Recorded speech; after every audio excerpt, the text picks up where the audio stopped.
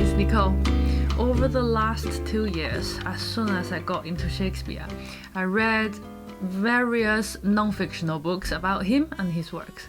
I was going to do a top 5 video, but when I looked through my spreadsheet, I only read about 7, so I'll just tell you about all of them. I know there are millions of books on this subject out there, and I will continue reading them for sure. Hopefully by sometime next year, maybe, I can do a top 5 video for you. The following titles helped me to appreciate Shakespeare in various ways.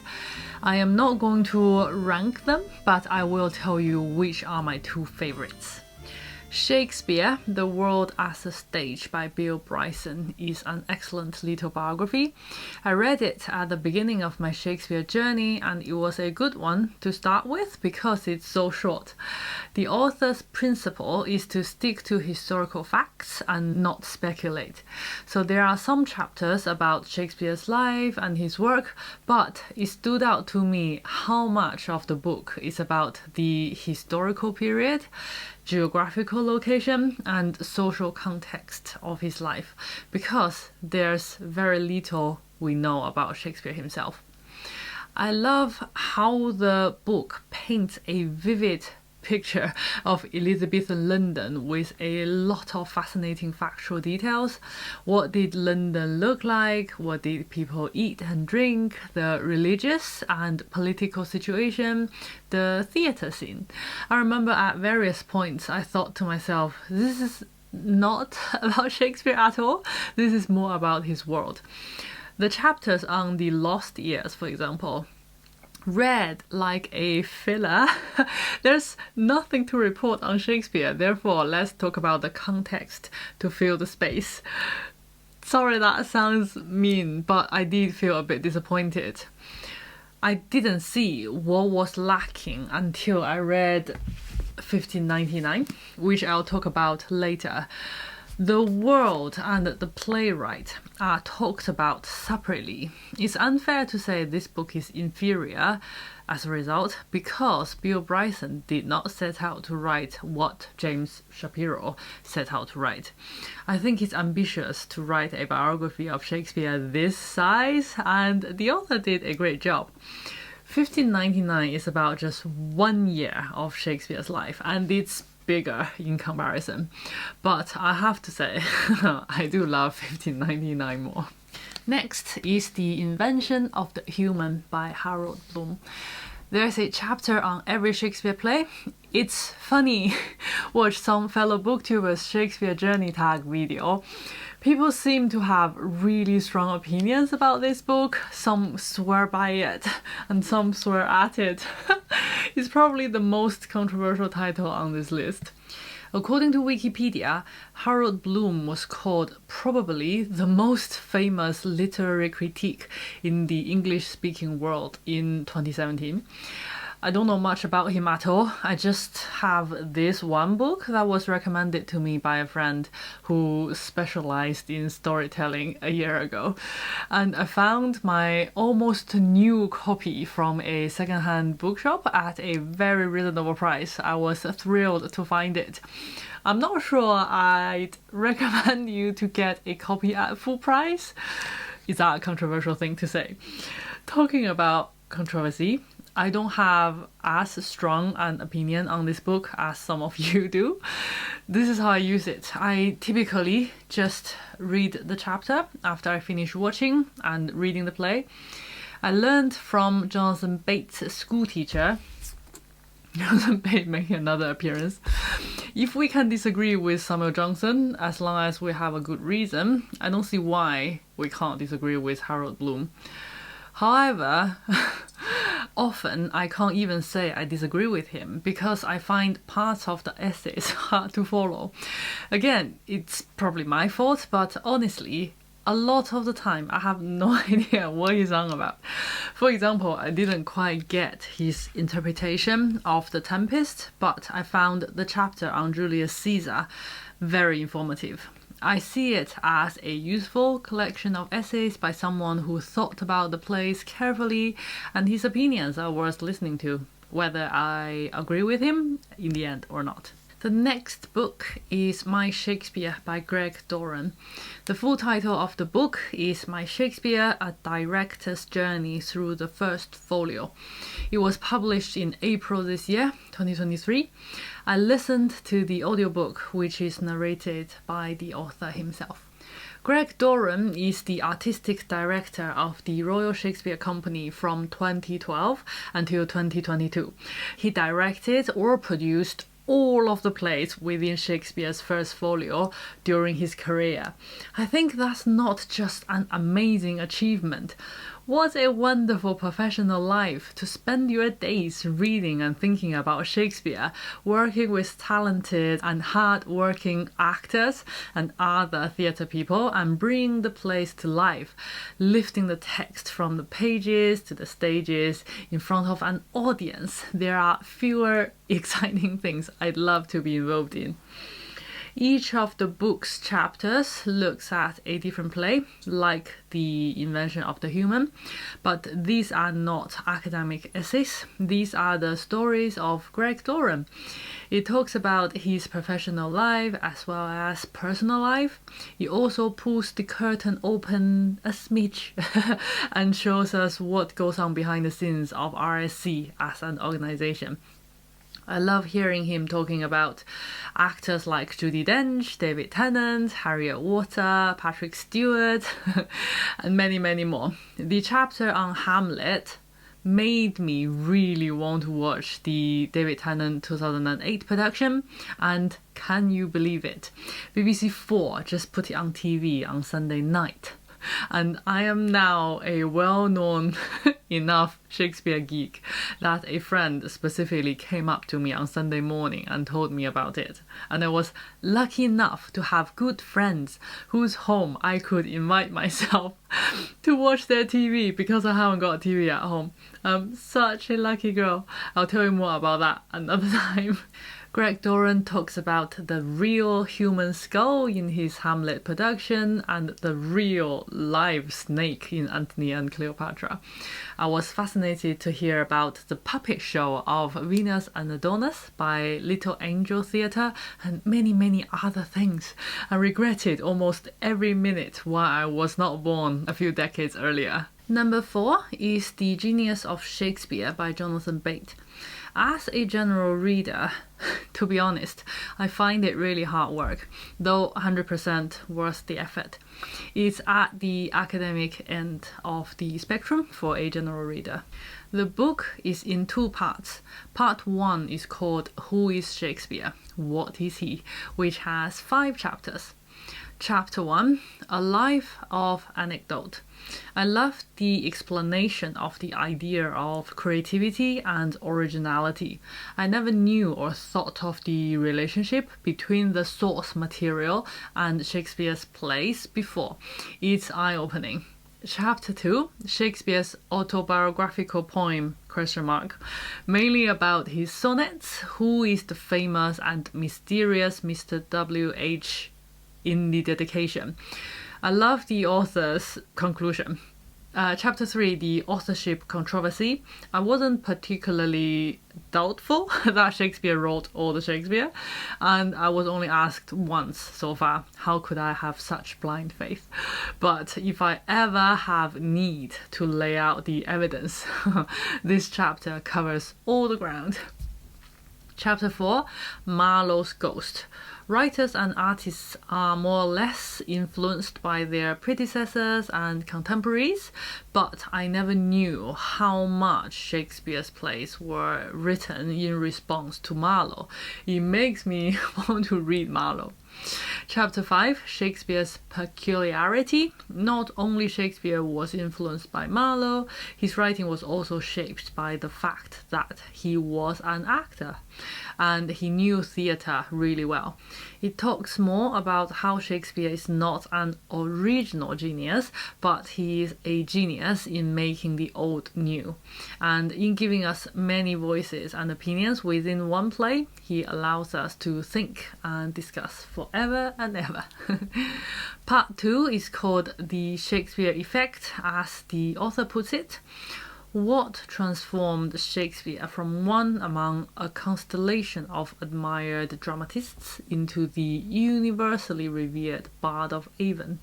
It's fascinating to learn that Shakespeare is not just literary people's possession. He was made use of so much politically throughout history and across the world as a banner to mean what people want him to mean and to say what people want to say in certain times and places.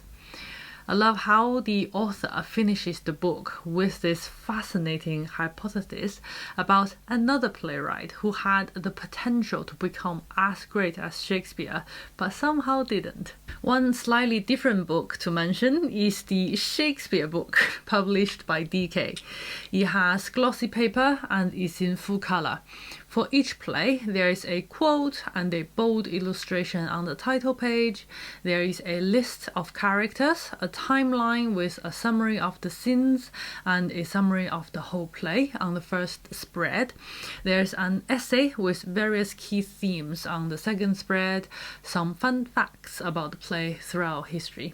I am always interested in past production photos and info. The next two titles are my favorite non-fiction books about Shakespeare by October 2023.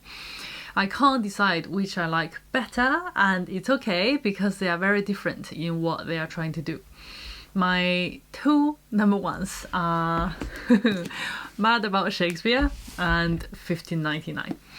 Mad About Shakespeare has been my favorite book for the last 18 months or so it's about time I find a new favorite.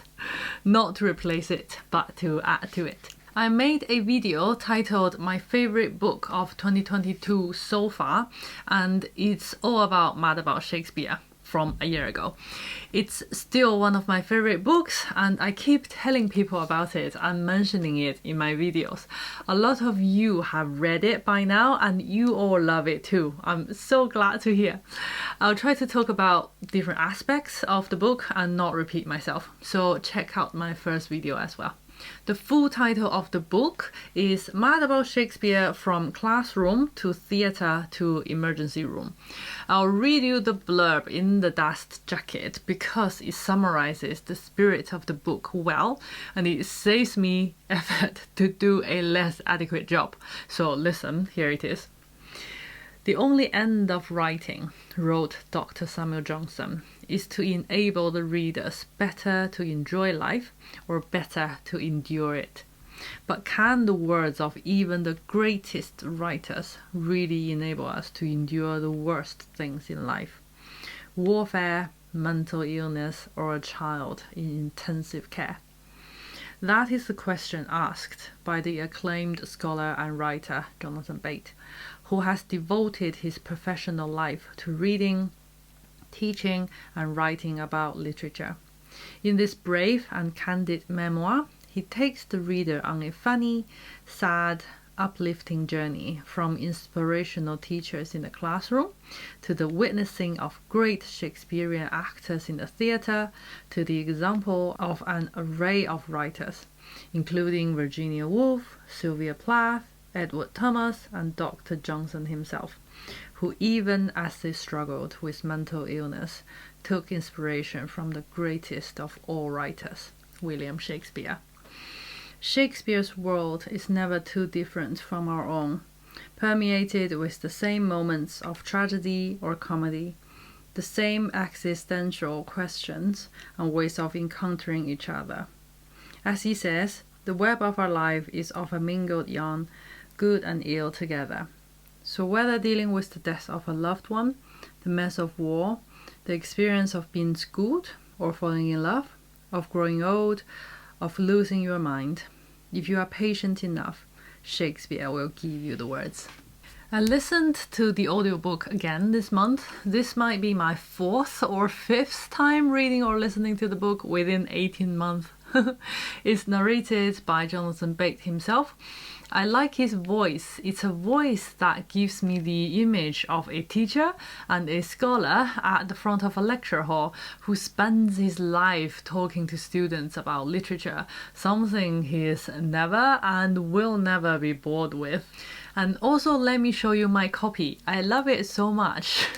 I feel the need to make my own list of keywords at the beginning of each chapter. So when I suddenly remember such and such that I read from this book, I can find it immediately. The authors in the past feel immediate to him, and his storytelling makes it feel immediate to me. They've been dead for decades or centuries, but I can know them. The author suggests a few times in the book that Shakespeare gives him words to express his feelings in many life circumstances. Shakespeare makes him more alive, and the author manages to make Shakespeare and literature more alive for me. But on a higher level, all the magical moments in this book generate in me a love for beauty and life. I think that's ultimately why I love this book. I don't love it just because of the knowledge or the writing style. It opens one's eyes to the beauty of life. Do not be a sleepwalker, sleepwalking through life. Affection and romance, pain and hardship, stories and poetry, life, borrowing from a line from Antony and Cleopatra, take but good note, behold and see. The paperback is out by this point, and I prefer the front cover design of the paperback, but I can't justify buying a second copy just because I like the cover, even if it is my favorite book. Check out my original video, and I highly recommend this book.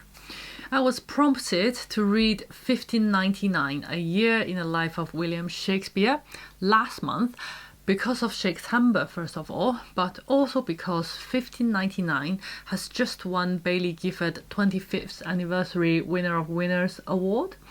The special one-off award crowned the best work of non-fiction from the last 25 years of the prize. I had high hopes for it, and I am not disappointed. I only read the short biography of Shakespeare by Bryson. So far, in comparison, 1599 also talks a lot about the wider context, but it does not read like fillers. Sorry. Those historical events are extremely relevant, crucial to understanding Shakespeare's plays. In the preface, it says, "This book is about both what Shakespeare achieved and what Elizabethans experienced this year. The two are nearly inextricable. It's no more possible to talk about Shakespeare's plays independently of his age than it is to grasp what his society went through without the benefit of Shakespeare's insights. He and his fellow players truly were, in Hamlet's fine phrase, the abstract and brief chronicles of the time." I didn't know what he meant, or retrospectively, I didn't believe what he said. I saw Shakespeare's works as things lifted out of time and space, but I was wrong, and I'm really glad I was wrong. It's an eye-opening and wonderful experience to learn from this book that Shakespeare is not outside time and space, and knowing his world makes his plays richer. Just one example, Julius Caesar starts with a group of laborers celebrating in the street and making the day a holiday. I always found it a bit odd. Fair enough, the tribunes tell them off for skiving, but what's the fuss about holiday? Now I know it's rooted in the historical fact that during Shakespeare's childhood and young adult years, the religious unrest affected the celebration or the forbidding of celebration on saints' days. Is this a holiday is not a question Shakespeare invented for this play. It would have been a question he himself asked as he grew up. Has this saints' day been removed or added back into the calendar? Is this still a holiday? And all that's tightly linked with that question, religion and politics of his Elizabethan days. I know there's The Year of Leah by the same author. How wonderful! There's another book like this to look forward to. But I want James Shapiro to write one book for each year of Shakespeare's professional life. I want to know what happened when he wrote every play, what historical events might have influenced his thinking, what gossip he heard when his company performed in court, what sermons he read, and everything else that might have found their way into his plays. Those are the 7 non-fictional books I've read so far. I have a few titles in mind that I want to get to soon. Emma Smith's This is Shakespeare, 1602, The Year of Leah, and a book about the first folio. If you have any recommendations for a book about the first folio or any non-fictional book about Shakespeare, please let me know. That's all for today. Thank you for watching. I'll see you in my next one.